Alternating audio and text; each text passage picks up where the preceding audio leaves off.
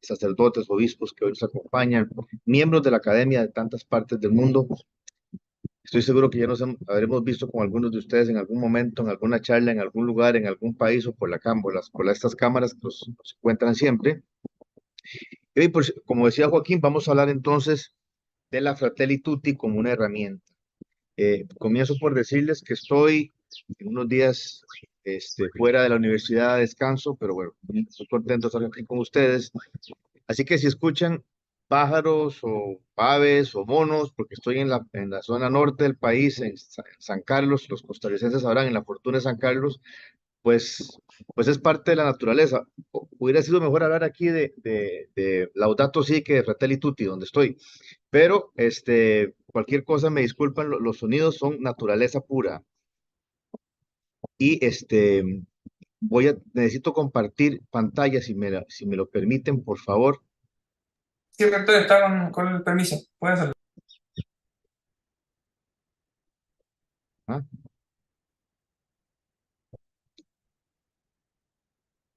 Algo está pasando. Entonces, pues hoy la idea es hablar de claves, exactamente claves para educar desde la Fratelli Tutti, desde la construcción de la paz, desde lo que el Santo Padre nos presenta en su encíclica Laudato Si.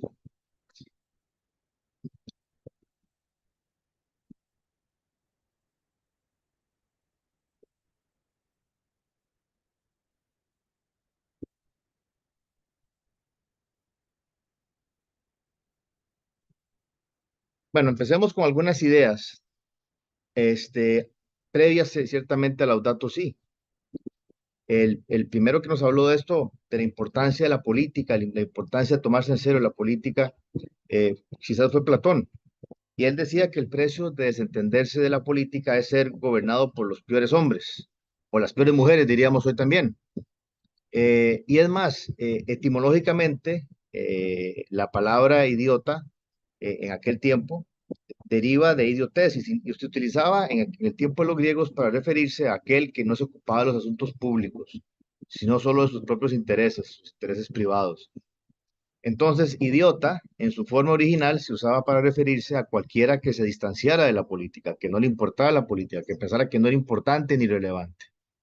Así que, más que un insulto, era una manera de decirle no, tómese las cosas públicas en serio porque a todos afecta. Vean ustedes qué interesante, ¿no? Para todos aquellos que piensan que la política no es importante, pues en la antigua Grecia hubieran sido catalogados como idiotas. Y ya Aristóteles después nos dice que el hombre por naturaleza es un son politicón, o sea, un animal político, y que se diferencia a los animales, entre otras cosas, porque vive en sociedades organizadas políticamente y en cuyos asuntos públicos participa en mayor o en menor medida.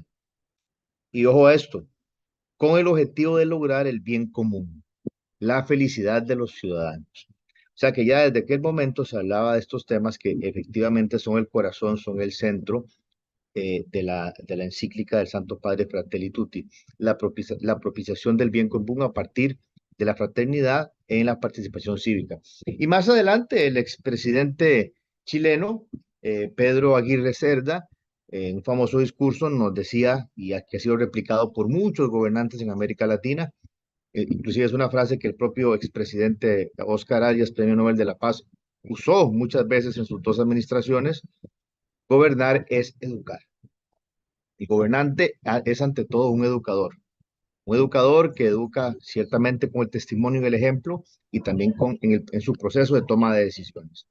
Por eso hoy, en el marco de esta conferencia, pues vamos a presentar la encíclica desde la ciencia política, desde una mirada de un politólogo, pero en función de educar para poder aplicar. Nosotros, y otra vez a la familia con la mamá, dice la chica Camila Rosa. Creo que se metió, que hay un audio abierto, sí. La mayoría de lo que vamos a ver hoy, o si hay más interés en profundizar, se deriva de un capítulo que escribí en este libro publicado por la editorial de la Universidad Católica de Costa Rica en conjunto con la Academia de Líderes Católicos, que se llama Fratelli Tutti y la mejor política, los políticos responden. cualquier consulta o lo recomiendo vivamente, creo que va a ser muy útil como un texto base, inclusive para este seminario y para otros más de la academia. Bueno, entremos entonces en materia con respecto a la encíclica. Algunas generalidades. Bueno, ya sabemos que está inspirada en San Francisco de Asís para proponer una forma de vida con sabor a evangelio. Fundamentalmente, la encíclica busca tener un impacto práctico, busca que las cosas se hagan. Más adelante podremos ver cómo el Santo Padre es muy insistente en el tema de concretizar la esperanza, o sea, que las cosas funcionen en la práctica, que se hagan. O como dicen Evangelii Gaudium, la realidad es más importante que la idea, las cosas tienen que concretarse. Igualmente es un llamado global. El Santo Padre ciertamente escribe desde sus convicciones cristianas, pero lo hace pensando en todos. Es una reflexión abierta al diálogo con todas personas de buena voluntad. Y la acogida que ha tenido entre católicos y también no católicos así lo demuestra. Algo parecido a lo que ha pasado con Laudato Si. Y finalmente, y tal vez una precisión que es necesario hacer en el día de hoy, lo que voy a presentar se da desde la ciencia política y más allá de una encíclica, Fratelli Tutti se presenta o la analizo como una hoja de ruta, un verdadero plan para educar, trabajar y alcanzar la paz mundial. El Santo Padre comienza indicándonos que hay en el mundo y ciertamente en nuestra región muchas sombras o tendencias que desfavorecen el desarrollo de la fraternidad universal y oscurecen nuestros cielos. Y nos da algunas claves, algunas pistas de cómo prevenir o mitigar estas sombras. Da varias, yo en este caso, y discúlpenme, la presentación va a ser bastante sistemática y puntual porque no tengo, bueno, sí tengo tiempo, pero no tanto, y la encíclica es muy larga. Entonces empezamos hablando de 5 puntos. El primero es no desconocer la historia. Dice el Santo Padre que cada generación ha de hacer suyas las luchas y los logros de las generaciones pasadas y llevarlas a metas aún más altas. Es cierto que hay una tendencia nada sana de parte de algunos movimientos políticos de tratar de reconstruir, rehacer la historia a conveniencia, si se quiere, ideológica. Él nos dice lo importante es conocer la historia y llevarla a metas más altas, no enfrascarnos en debates de cómo reconstruimos nuestra historia como nación. Dos, evitar la polarización social en el debate público. Ese mecanismo de político exasperar, exacerbar, polarizar, como herramienta política, lo que genera es más bien caos, lo que genera es confrontación y no permite el avance hacia la paz social. Como punto 3 nos dice no caer en la política de fachada, sin contenido. La política no es una discusión, mm, no se convierte así en una discusión sana sobre proyectos a largo plazo, sino más bien recetas inmediatistas de marketing. Dice, la política es más noble que la apariencia, que distintas formas de maquillaje mediático. Y eso se nota rápidamente en nuestras sociedades. Creo que todos hemos tenido experiencias a nivel nacional, a nivel local, municipal, de grupos o de gobernantes que se enfrascan en una serie de inauguraciones sin sentido y no presentan proyectos a largo plazo. En cuarto lugar, él nos dice, y aquí hay que ponerle especial atención a este punto que se hizo especialmente claro en tiempos de pandemia, debemos evadir los efectos nocivos de una sociedad cada vez más globalizada y virtualizada. Dice el Santo Padre que nos hace más cercanos, pero no más humanos. Y ve qué interesante, yo creo que todos nosotros vivimos esto en tiempos de pandemia y ahora lo celebramos. Hacen falta los gestos físicos, las expresiones del rostro, silencios, lenguaje corporal y hasta el perfume, el temblor de las manos, el rubor, la transpiración, porque todo eso habla y forma parte de la comunicación humana. Sin embargo, y creo que también aquí hay mucha evidencia fáctica, empírica, la agresividad social encuentra en los dispositivos móviles y ordenadores un espacio de ampliación sin igual. Nos hemos empachado de conexiones y hemos perdido el sabor a la fraternidad. Presos de la virtualidad, hemos perdido el gusto y el sabor por la realidad. Y aquí les voy a mostrar este dato, que es un dato muy preocupante. Estos son los sentimientos, una investigación de Haidt y Twench, son los sentimientos de soledad entre jóvenes en el mundo. Aquí están varios continentes. Aquí vemos América Latina en azul. Vean ustedes que en todos, a partir del 2012, salvo en Asia, que el efecto se da después, suben a partir del 2012. Y la conclusión a que llegan es que a partir del 2010, Facebook agrega el botón de like y Twitter o hoy X agrega el botón de retweet. O sea que cuando más empezaron a compartir sentimientos y esperar reacciones en redes sociales de los jóvenes, más solos se sintieron, lo cual confirma lo que el Santo Padre nos está diciendo.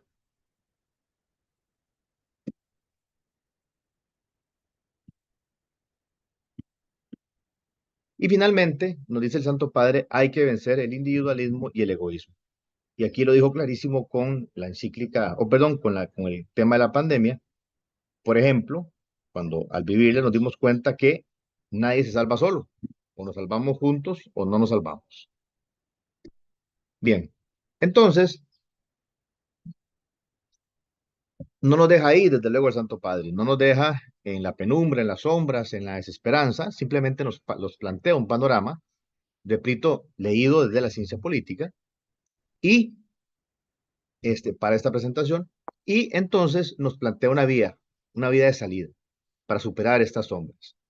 Y la vida de salida es el modelo del buen samaritano. Yo parto del hecho que no tengo aquí en esta audiencia especial a la cual me estoy dirigiendo hoy, no hace falta explicarles cuál es la cita bíblica o cuál es el pasaje del buen samaritano, toda la conocemos. Y lo plantea como el modelo para reconstruir nuestro pacto social.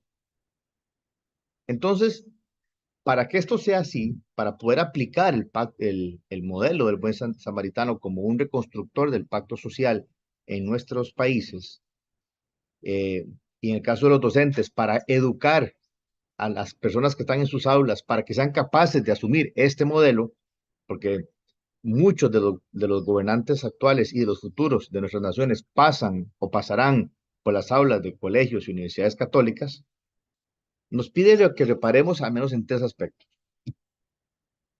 Lo primero, y ya lo decía la canción que escuchábamos antes de Fratelli Tutti, comprender que la vida no es tiempo que pasa, sino que es tiempo de encuentro. Dice el Santo Padre, hemos crecido en muchos aspectos, aunque somos analfabetos aún en acompañar, cuidar y sostener a los más frágiles y débiles de nuestras sociedades desarrolladas. Y esto es especialmente cierto para nosotros, latinoamericanos, que vivimos en el continente más desigual del mundo, como ustedes ya saben. Lo segundo, nos pide él cambiar la lógica de nuestras relaciones interpersonales para tratarnos como prójimos y no como socios. También este punto es absolutamente medular en el caso de América Latina. Vean ustedes. Bueno, antes de entrar a los datos, esta pregunta nunca fue mejor, o este tema nunca fue mejor planteado que por James Newbery o Norbury en su libro Gran Panda y Pequeño Dragón, que dice muchas cosas bonitas. A la pregunta del Gran Panda, ¿qué era más importante? Si el viaje o la compañía, podríamos decir también, no, perdón, si el viaje o el destino, podríamos decir también nosotros, si llegar a la meta o el camino para alcanzarla. El dragón le contestó, no, lo más importante es la compañía. Y yo creo que hay que realmente concientizarnos de esta realidad, que es lo mismo que nos pide el Santo Padre cuando nos pide tratarnos como prójimos. Pero realmente no está pasando en América Latina. Y hay razones. Vean ustedes por qué. Este es una tabla que mide el grado de confianza que tienen los ciudadanos entre sí. O sea, cuánto confío yo en mi compatriota. En América Latina, solamente un 12% en promedio de la gente dice tener confianza en los demás. Y si vemos un promedio de los últimos años, es menos del 2, es el 9%. En el resto del mundo es un 29%, en Europa es un 49%, casi un 50%, y en los países nórdicos tan admirados por muchos, es un 70%. O sea, qué difícil tratarnos como socios si no confiamos el uno en el otro. Es muy complicado. Como prójimo, no, tal vez como socio sí, que es lo que no quiere el Santo Padre. Y hay razones para esto, y ojo aquí, profesores, maestros, ¿Por qué el tema de la ética es tan fundamental en la formación que damos a nuestros alumnos? Porque sabemos esto. Esta pregunta es muy simpática. No le preguntaron a la gente si usted lo hace, sino si conoce a alguien que por casualidad simuló estar enfermo para ir a trabajar. Un 35% dijo que sí. O se las arregló para pagar menos impuestos. Un 26% dijo que sí. O se benefició de un subsidio estatal que no le correspondía. Un 21% dijo que sí. Desde luego que no se referían, o no le preguntaron por sí mismos, sino por alguien. Normalmente estos datos están subvalorados, normalmente son más altos. O se le preguntó a los ciudadanos si cumplen las leyes en su país. Un 84% dijo que no en América Latina. Ahí están los datos por país, ¿verdad? También ahí los pueden ver. Bueno, no sé si los pueden ver, pero ahí están, ¿verdad? Y también se les preguntó por si ha aumentado o se ha reducido la corrupción y casi un 60% dijo que ha aumentado. Entonces, no extraña que no nos veamos como prójimos, pero para vernos como prójimos tenemos que aprender a confiar uno en el otro, pero para confiar uno en el otro tenemos que comportarnos de manera ética y cordial con los demás. Ahí tenemos un trabajo que hacer. Y finalmente, para poder asumir el modelo del buen samaritano, el Santo Padre nos dice a nivel de Estado, ¿no? O a nivel de gobierno, que el Estado debe ser prójimo, prójimo en el sentido de cercano, sobre todo para los más pobres. Porque bueno, para la gente más pudiente, si el Estado no funciona, pues tal vez es menos ganancia, pero no les va la vida con eso. Sin embargo, como dice el Santo Padre, las personas con discapacidad, para alguien que nació en un hogar extremadamente pobre, para alguien que creció con educación baja o escasas posibilidades para mejorarse o curarse de sus enfermedades, o para los migrantes, un Estado que funcione y que sea prójimo, cercano, es fundamental. Y bueno, nuestros estados no han estado funcionando de la mejor manera, como todos sabemos también, ¿verdad? De hecho, cuando le preguntan a los latinoamericanos si se gobierna para el bien del pueblo o para beneficio propio, el 73% piensa que es para beneficio propio. Está. Y no en vano, pues son las instituciones políticas las que tienen menor nivel de confianza entre la ciudadanía latinoamericana. El que menos los partidos, los congresos, poder judicial, gobierno, en fin, las instituciones que representan a los ciudadanos son las que gozan de menor confianza entre la gente. También no está siendo prójimo el Estado de los más necesitados, como nos está pidiendo el Santo Padre. Pero bueno, eso es lo que nos pide el que hagamos. Ahí tenemos trabajo que hacer los educadores. Porque el gobierno y las instituciones públicas no son entes per se manejan por medio de gente. Y esa gente se educa en nuestras aulas, repito. Ahora bien, el Santo Padre no tampoco lo deja ahí el tema. Y nos da otra guía. A mí me encanta la capacidad pedagógica que tiene esta encíclica, porque es muy clara en las cosas que hay que hacer. No son cosas fáciles, pero como suele decir, como suele ser cada cosa que escribe el Papa Francisco, sí son muy claras. Podemos estar o no de acuerdo con él, pero son muy claras y no podemos decir que no las entendemos. Entonces dice el Santo Padre, asumir el modelo del buen samaritano, que ya vimos que es necesario para reconstruir nuestro pacto social y acabar con estas sombras que se ciernen sobre nuestros países, se requiere la mejor política, se requiere de la caridad política, ¿verdad? Se requiere asumir una actitud a lo Platón y, discúlpeme la palabra, desde su raíz etimológica, no ser idiota. Dice él, el Santo Padre, más allá de sus falencias y limitaciones y errores, el mundo no puede funcionar sin política. Y esto es una cosa que tenemos que asumir, sobre todo nosotros educadores. Yo no sé, eh, a mí me pasó mucho cuando desde muy pequeño quería decir o decía que quería estudiar ciencias políticas, más de uno arrugaba la cara como si estuviera diciendo una cosa fea. Al contrario, debemos nosotros alentar a los que tengan vocación de servicio público que lo hagan, porque ocupamos que los mejores y las mejores se metan en política. Esto para hacer posible el desarrollo de una comunidad mundial capaz de realizar la fraternidad a partir de pueblos y naciones que vivan la amistad social, hace falta la mejor política, dice el Santo Padre, la mejor política. Entonces él dice esto, él convoca a rehabilitar la política, que es una altísima vocación, es una de las formas más preciosas de caridad porque busca el bien común. Esta es una mirada totalmente distinta a la que se le ha dado a la política muchos años, una reivindicación de lo que es realmente la política, pero con P mayúscula, ¿verdad? Con P mayúscula. Y entonces se plantean 7 recomendaciones. De nuevo, las planteo muy sistemáticamente para que nos dé tiempo de avanzar en esta mirada ah, desde la ciencia política y la educación de la encíclica. 7 recomendaciones para los líderes que busquen practicar lo que él llama la mejor política o la forma más alta de caridad. Uno, y aquí casi que podríamos utilizar esto para medir 7 criterios para medir si tenemos un político o una persona que está en el servicio público que realmente responde a lo que pide la doctrina social de la Iglesia y Fratelli Tutti. Lo primero, humanizar el servicio. Eso me parece fantástico. Dice el Santo Padre, la solidaridad se expresa concretamente en el servicio. Recordemos que el liderazgo en clave católica es servir. Y nunca el servicio es ideológico, nunca, ya que no se sirve a las ideas, sino que se sirve a las personas. El centro del quehacer político debe ser la persona, no la idea. Y aquí creo que también tenemos mucho que aprender en América Latina. El segundo punto que dice el Santo Padre es evitar el inmediatismo populista. Yo creo que de eso todos en América Latina tenemos experiencia. Aunque ahora también están pasando mucho en otras partes del mundo, al norte de nuestras fronteras y también en Europa. Dice él, no es de recibo responder a exigencias populares en orden a garantizarse votos o aprobación, pero sin avanzar en una tarea ardua y constante que genere a las personas los recursos para su propio desarrollo.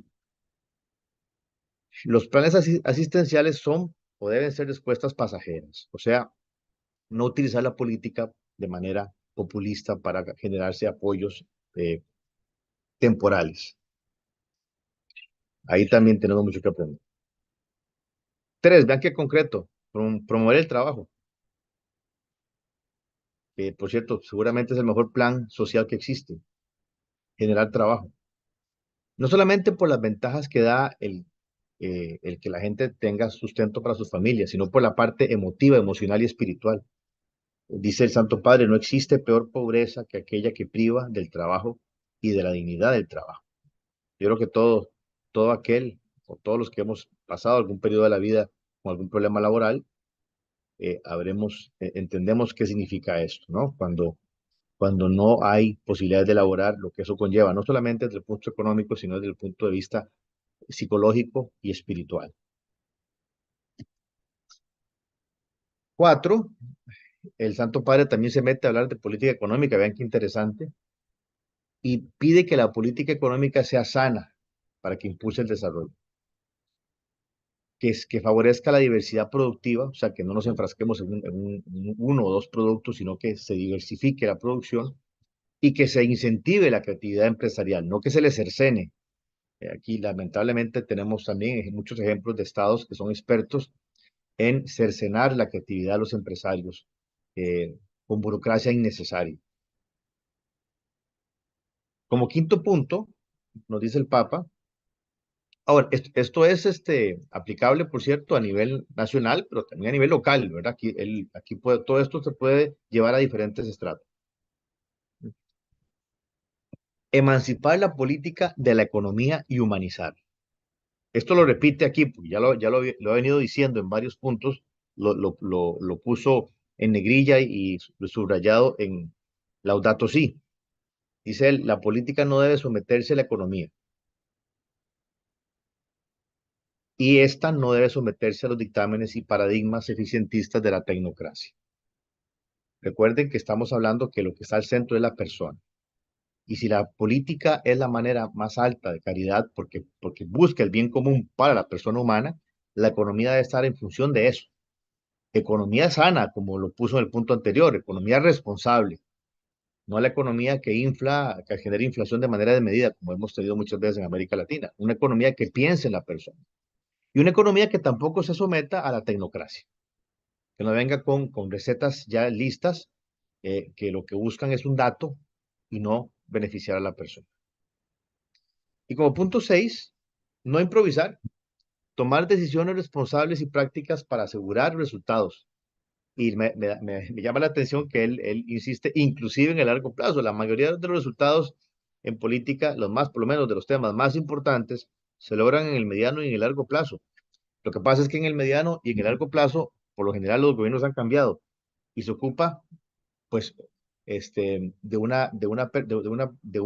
liderazgo en clave de servicio con amplitud de miras para buscar cosechar a largo plazo, aunque no se coseche en el próximo gobierno. Dice él, echar mano a las ciencias y soporte insustituible para encontrar los caminos concretos y más seguros para obtener resultados. Y vean qué interesante. Cuando está en juego el bien de los demás, no bastan las buenas intenciones. Eh, eso es muy importante porque, por ejemplo, por lo general, cuando falla alguna política económica o alguna política pública, lo que nos dicen es, bueno, pero la idea era esta era la intención, no se logró, bueno, no es suficiente, eso no puede ser pretexto. Y nos recuerda él que es una gran nobleza ser capaz de desatar procesos cuyos frutos serán recogidos por otros. Ahí tenemos también mucho que aprender en nuestro continente. Y termina diciéndonos vivir de forma coherente. El político es un hacedor, un constructor con grandes objetivos, con una mirada amplia, realista y pragmática. No obstante, al mismo tiempo que desarrolla esta actividad incansable, todo político también es un ser humano y está llamado a vivir el amor en sus relaciones interpersonales cotidianas. Este tema nos daría una conferencia aparte. De hecho, creo que este fue el primer tema que presenté hace algunos años en alguna actividad de la academia, pero ya hoy no nos da tiempo de verlo porque ahí sí me pasaría mucho del tiempo que me han dado. Igualmente lo remito a un texto que preparamos junto con José Antonio Rosas y a un capítulo que escribe en ese libro que se llama Infidencias de un católico en política, por si quieren adentrarse en el tema. Esto también lo pueden conseguir en la academia. Bien, ahora bien, el Santo Padre sigue siendo muy pedagógico, nos dice, porque claro, cuando nosotros vemos que hay estas sombras y cómo las superamos, bueno, con el modelo del buen samaritano. ¿Y cómo aplicamos el modelo del buen samaritano? Bueno, aplicando la mejor política. ¿Y cómo logramos que la mejor política funcione en la práctica? Porque puede ser, puede ser que tengamos gente dispuesto a ser mejores políticos, pero no todos. ¿Cómo logramos que eso se vuelva una norma en el manejo de la política? Bueno, para que la mejor política exista y se dé y funcione en la práctica, el Santo Padre nos dice que hace falta un instrumento fundamental que se llama el diálogo. Dice él, el diálogo es la forma más humana de resolver los conflictos, que son normales en cualquier conglomerado social. Acercarse, expresar. Aquí empiezo por lo anterior. Vean qué interesante. Hay una normalización del conflicto y es así. La política consiste en resolver diferencias para ir adelante con resultados. O sea, no hay que tener miedo a diferentes pareceres. Simplemente hay que tratar de buscar superarlos y no permitir que eso acabe o no acabe con la paz social. Dice el Santo Padre, acercarse, expresarse, escucharse, mirarse, conocerse, tratar de comprenderse, buscar puntos de contacto. Todo esto resume el verbo dialogar. Entre la indiferencia egoísta y la protesta violenta, siempre hay una opción que es el diálogo. Y de nuevo, de manera muy pedagógica y concreta, nos da yo extraigo 7 claves eh, para que con paciencia se logre recoger e integrar las diferencias y se propicie realmente la paz social a partir de un diálogo fructuoso. Las 7 claves para poder sostener un diálogo fructuoso. ¿Qué es un diálogo fructuoso? Un diálogo, repito, que permita verdaderos procesos de encuentro en los que con paciencia se logre recoger e integrar las diferencias y propiciar una real y sólida paz social. La primera, y todos estos, vean ustedes, todos los docentes que están hoy escuchándome, y en realidad todos somos docentes en alguna medida. Si no estamos en un aula, estamos en una empresa o estamos en una institución y quienes trabajan con nosotros o nuestros subalternos también esperemos que aprendan algo de nosotros Y también los que tenemos la bendición de ser padres o madres de familia, pues estamos en un constante proceso de enseñar. Ni que se diga de los que tienen a su cargo congregaciones, filigresías, almas. Así que todos de alguna manera somos docentes. Y esta es una forma que nos plantea el Santo Padre para poder propiciar un diálogo fructuoso. La primera, la paciencia y la humildad para ceder, sobre todo en el caso de los gobernantes. Él dice gobernantes, pero llame gobernante, llame maestro, diga director de colegio, diga ministro, diga jefe de una empresa.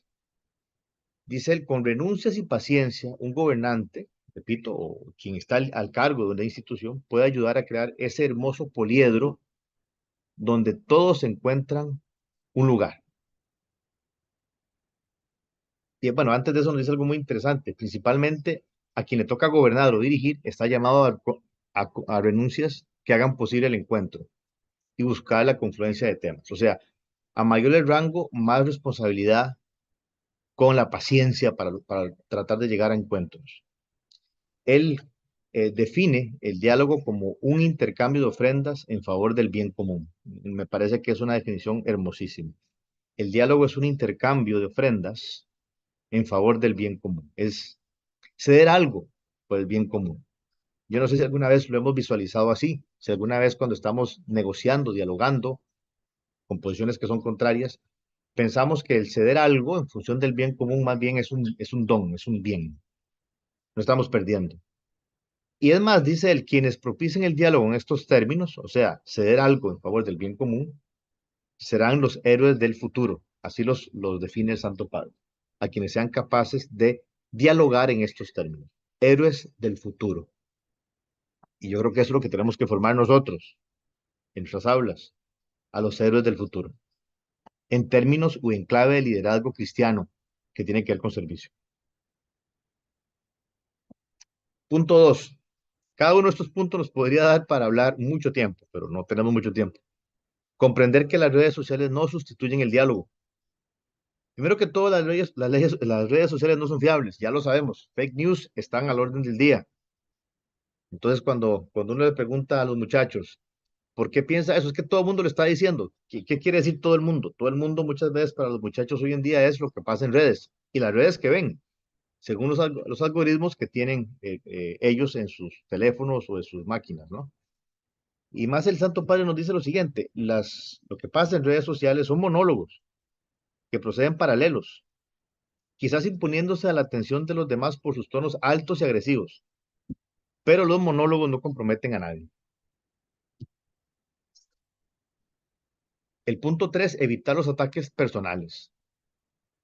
O sea, esa costumbre de descalificar rápidamente al adversario aplicándole epítetos humillantes en lugar de enfrentar un diálogo abierto y respetuoso donde se busca alcanzar una síntesis superadora. Eso es terrible. En las conversaciones, en los diálogos, en las negociaciones, cuando empiezan los ataques personales, se pierde toda posibilidad de alcanzar una síntesis superadora o alcanzar el bien común. Porque la otra persona inmediatamente lo que hace es defenderse. Y eso es la mejor medicina para el fracaso de una negociación o de un diálogo. Atacar a la persona y no dialogar con fortaleza, ¿verdad? Que estamos ya bien llamados a defender nuestros principios con fortaleza y con valentía, pero los principios, las ideas, no atacando a la persona. Respetar y valorar las opiniones y las visiones de todas las partes. Y aquí nos pide el Santo Padre tener la sensibilidad para que este diálogo considere también las diferencias culturales.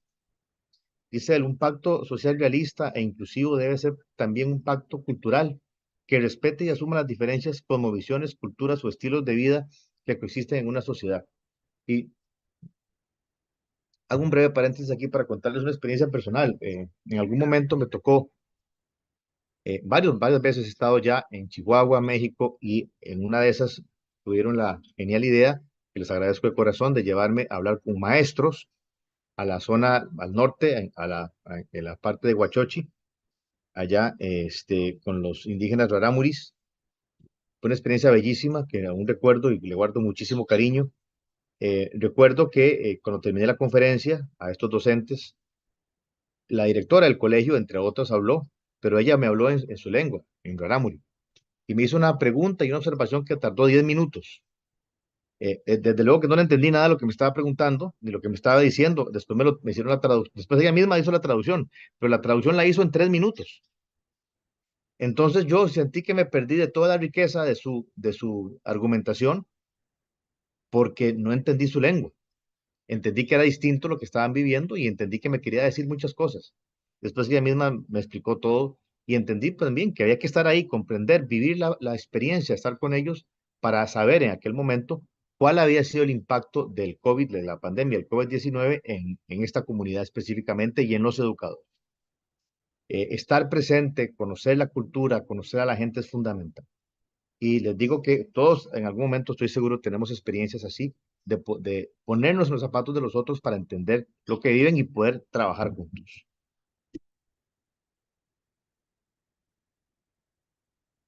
Bien, el punto número 5, apostar por la multidisciplinariedad.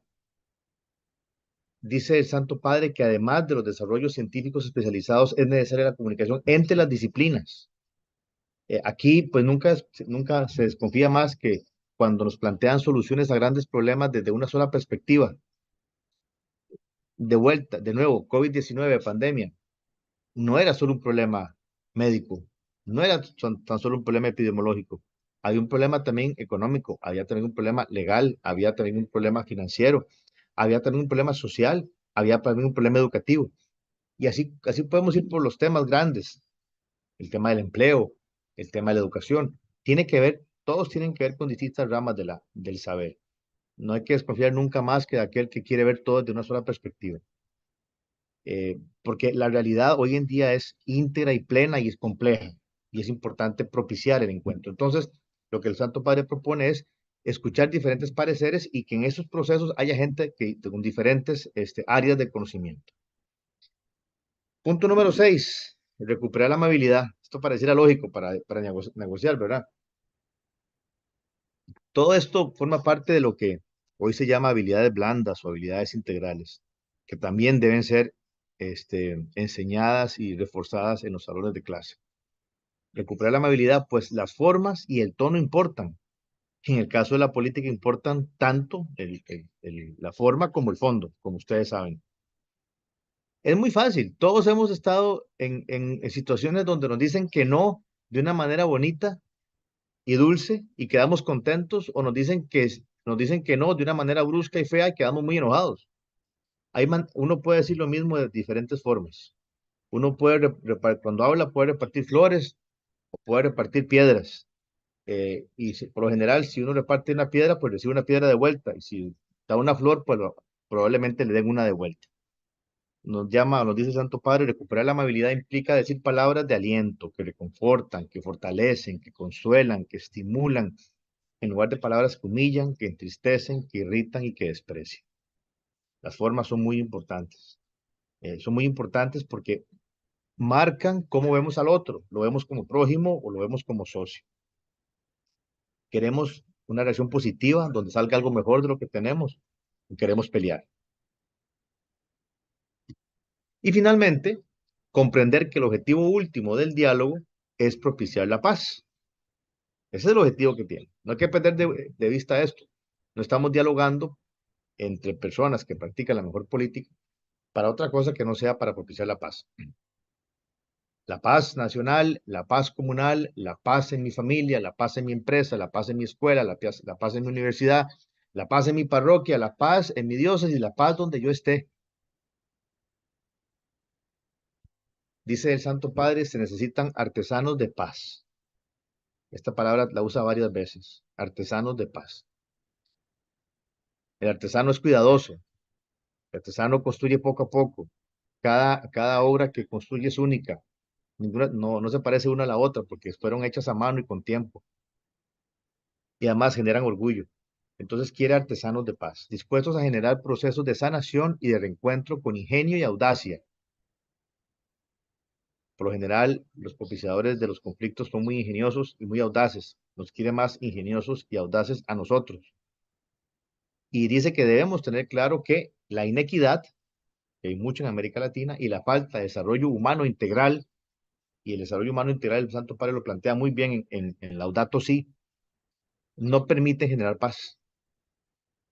Y que la verdad, la justicia y la misericordia son esenciales para construir.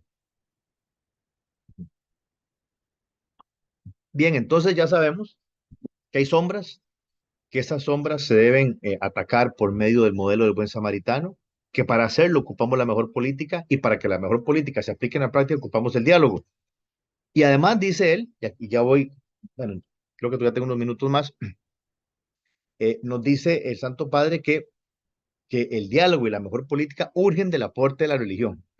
Voy rápidamente por aquí porque hay una tendencia en muchos de nuestros países a demeritar el aporte que tiene la iglesia y los religiosos en la construcción de la paz desde la función pública.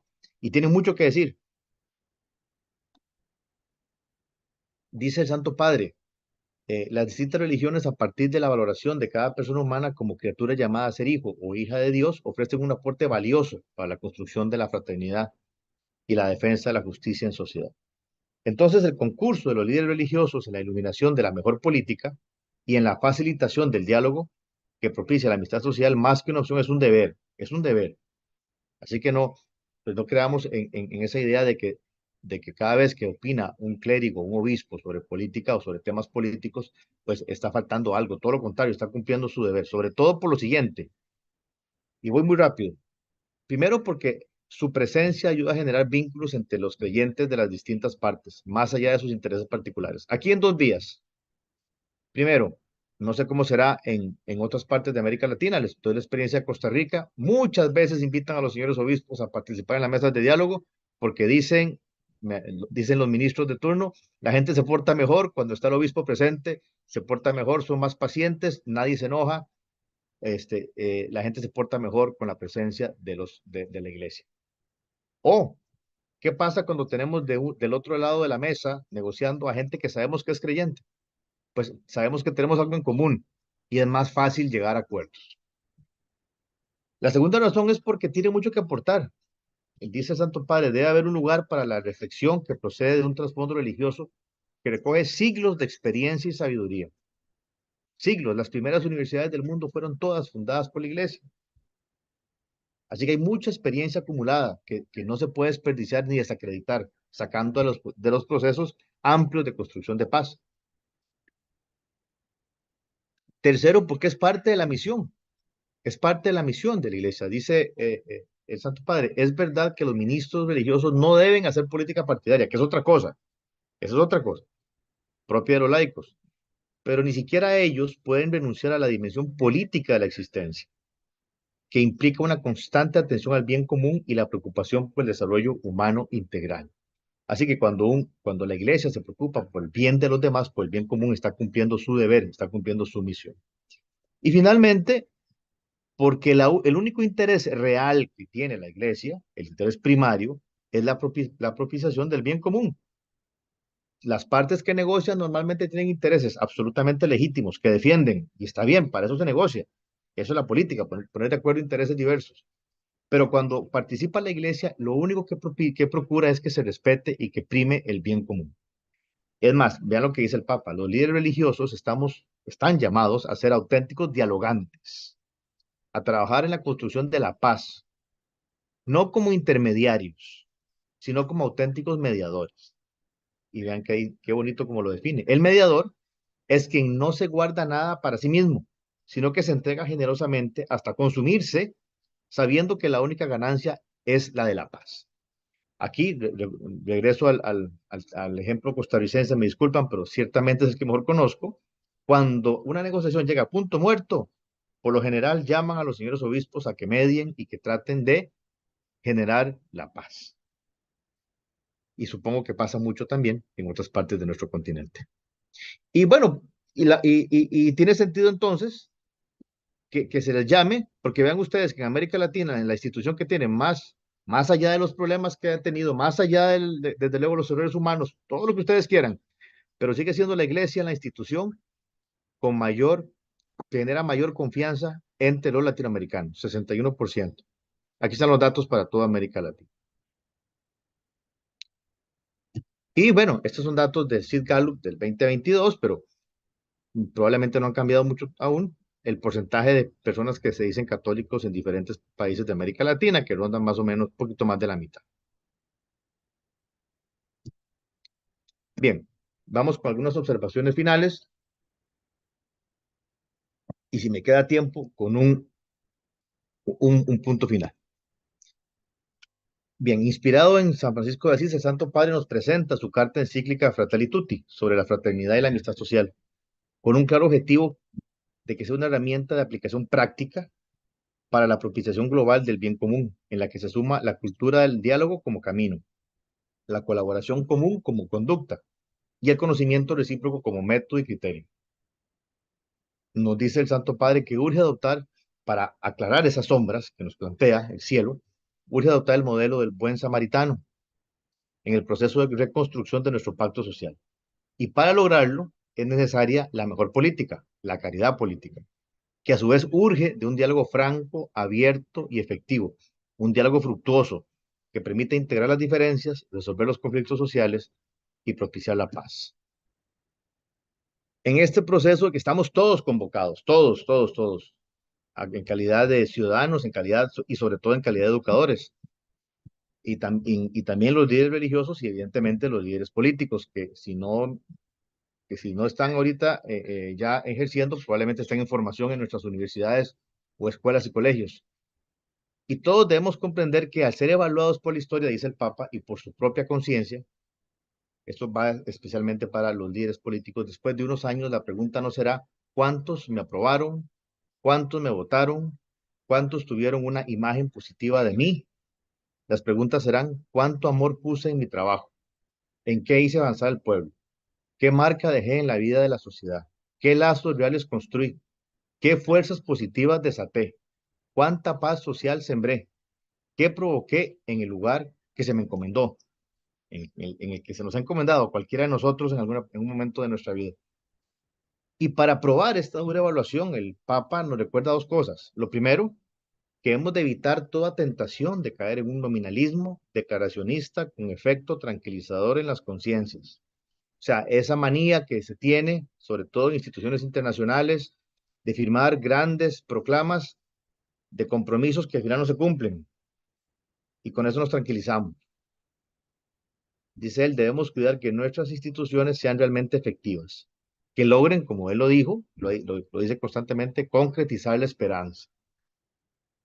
E igualmente nos anima, aquí nos anima a todos, a educar para asumir e implementar este plan de rescate de la fraternidad y la amistad social, este plan de paz mundial, diseñado desde el humanismo integral, a partir de las enseñanzas del maestro de Nazaret, el mayor de los maestros. Porque, así lo dice él muy bien, si la música del Evangelio deja de sonar en nuestras casas, en nuestras plazas, en los trabajos, en la política, en la economía, habremos apagado la melodía que desafiaba a luchar por la dignidad de todo hombre y mujer. Hasta ahí lo que tenía de Fratelli Tutti. Ahora bien, yo no sé si tengo 5 minutos más, eh, Joaquín, me gustaría ampliar en poquitos aspectos de cómo podemos ver más puntualmente esto desde el salón de clases, dado que me dijiste que hay muchos educadores hoy con nosotros. Por Eh, supuesto. muy bien. Entonces, esto no es parte de Fratelli Tutti, pero sí es parte de lo que el Santo Padre ha venido hablando desde que era arzobispo de Buenos Aires, de cómo él visualiza la educación católica, y cómo y cuáles son los valores que tienen que estar a la base de esa educación para que las cosas caminen como él nos pide. Porque ustedes me dirán, bueno, ¿y cómo hacemos para que esto se implemente o en la práctica, desde la universidad o de la escuela? Bueno, el Papa nos dice cómo. Él plantea tres pilares. Desde el Congreso Mundial de Educación Católica, Educando Hoy y Mañana, del noviembre del 2015. Pero, repito, lo venía desarrollando desde que era arzobispo de Buenos Aires.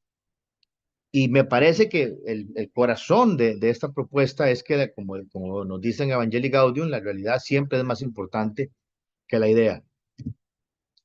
Entonces, los tres pilares, no voy a adentrarme en ninguno de ellos porque ya esto sería un extra que estamos haciendo en este momento. Eh, primera que todo nos dice que hay que tener, o la educación, o la forma de educar que se hace, los valores que tienen que estar a la base del modelo pedagógico que se implemente en los centros educativos, ocupan esos tres pilares. El primero es un sentido de trascendencia. Trascendencia en dos vías, como la cruz. Entender que esto que recibimos, la educación, es un don y nos compromete más con nuestro Señor, porque al que mucho se le da, mucho se le pide. Y conforme más nos educamos, menos es la gente que lo logra y más el compromiso que tenemos y el agradecimiento con el Señor por habernos dejado llegar ahí. Los que están hoy aquí también, que hay mucha gente que les encantaría estar conectados en estas formaciones y no puedes. Y nos compromete más con el Señor y con la construcción de la paz. Pero igualmente nos compromete más con los demás, con el prójimo, como está ahí, como está el otro vértice de la cruz. O sea, ese título que recibimos no solamente es para nosotros, también es para los demás. Sentido de trascendencia. El que se educa tiene que entender que tiene un compromiso mayor con Dios y con el prójimo.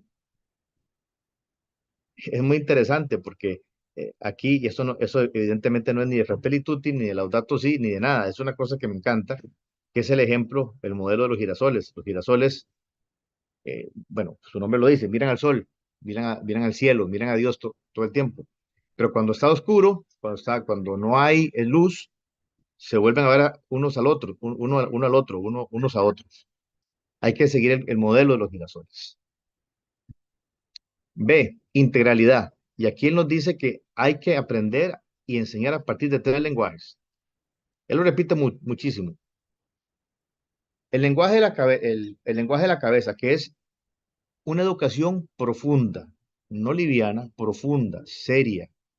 Eh, Educación católica quiere decir educación seria. Esto es irrenunciable, ni siquiera podría ponerse como un factor diferenciador.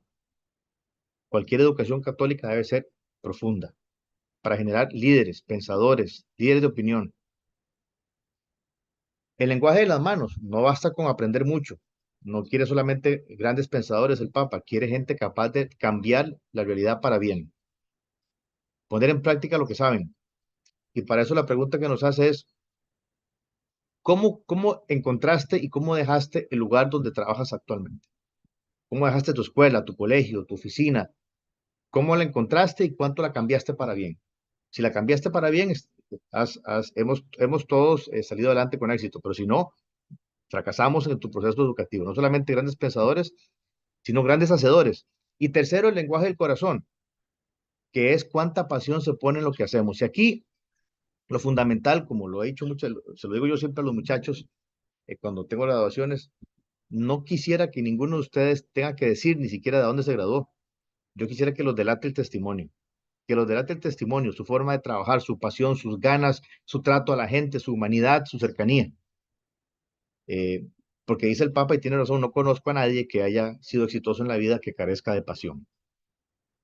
Y es más, él dice que para que podamos hacer esto en el salón de clase, estos tres lenguajes tienen que funcionar en armonía.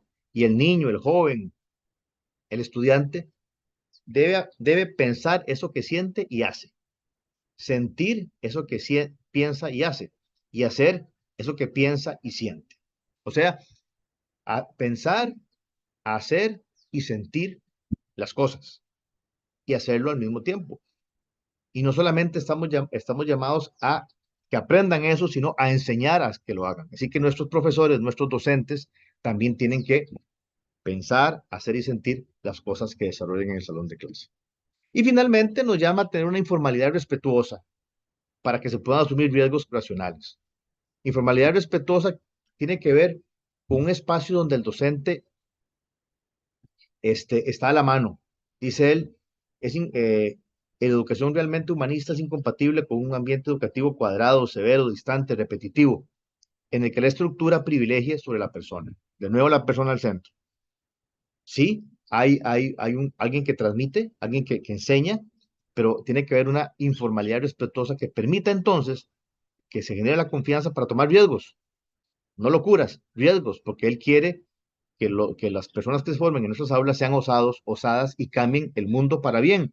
Y el ejemplo que nos da, y con esto voy terminando, Es el de los padres y madres de familia. Cuando todos los que tenemos la bendición de ser padres o madres, hemos enseñado a nuestros hijos a caminar.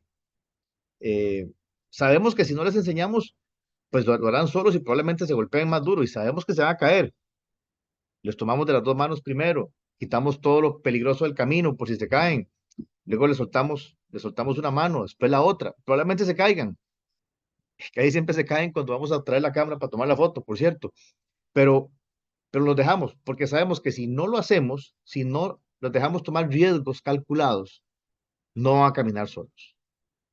Entonces, partiendo de esta realidad, que educar es ante todo, como él mismo lo ha dicho, un acto de amor, y partiendo este bellísimo ejemplo de cómo enseñar a un niño a caminar, pues así es como debemos tratar a nuestros estudiantes para que caminen, tomen riesgos y cambien el mundo para bien.